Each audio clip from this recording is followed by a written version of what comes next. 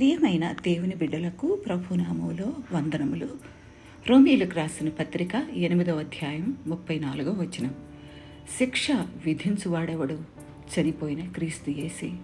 అంతేకాదు, మృతులలో నుండి లేచినవాడును, దేవుని కుడి పార్శ్వమున ఉన్నవాడును, మన కొరకు విజ్ఞాపనము చేయువాడును కూడా ఆయనే. నేరారోపణను దేవుడు అంగీకరించే విధంగా ఒక్క విశ్వాసి మీదైనా నేరం మోపగలిగినది ఎవరూ లేరు. సైతాను నేరారోపణ చేస్తున్నాడు, సరే. అయితే ఆ నేరారోపణను దేవుడు అంగీకరించాలిగా. అంటే సైతాను కానీ ఇతర మనుషులు కానీ ఆ విశ్వాసి తానే కానీ అలా చెయ్యలేరు. ఎందుకు?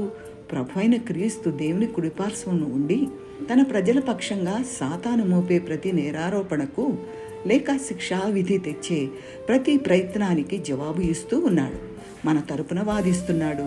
మానవ మాతృడు, విశ్వాసులకు తండ్రి అయిన అబ్రహాము సొదొమ గుమరాల తరపున విజ్ఞాపన చేశాడు గదా. ఇంకెవరెవరు చేశారు గుర్తు తెచ్చుకోగలరా? అవును, మోషే ఇశ్రాయేలు పక్షంగా చేశాడు.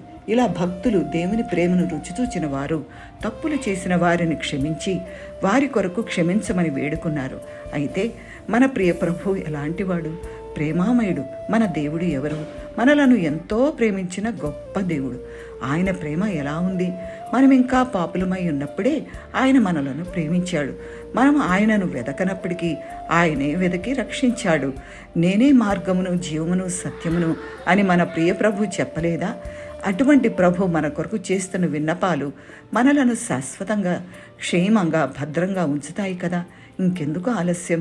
ప్రభు సన్నిధిలో మన నేత్రాస, శరీరాస, జీవపడంబంతో చేసిన ప్రతి తప్పు, ప్రతి తప్పటడుగు కొరకు ఆయనను క్షమాపణ వేడి ఆ క్షమాపణ పొంది అటువంటివి మరలా చేయకుండా సరి చేసుకుందాం, బ్రతుకు మార్చుకుందాం.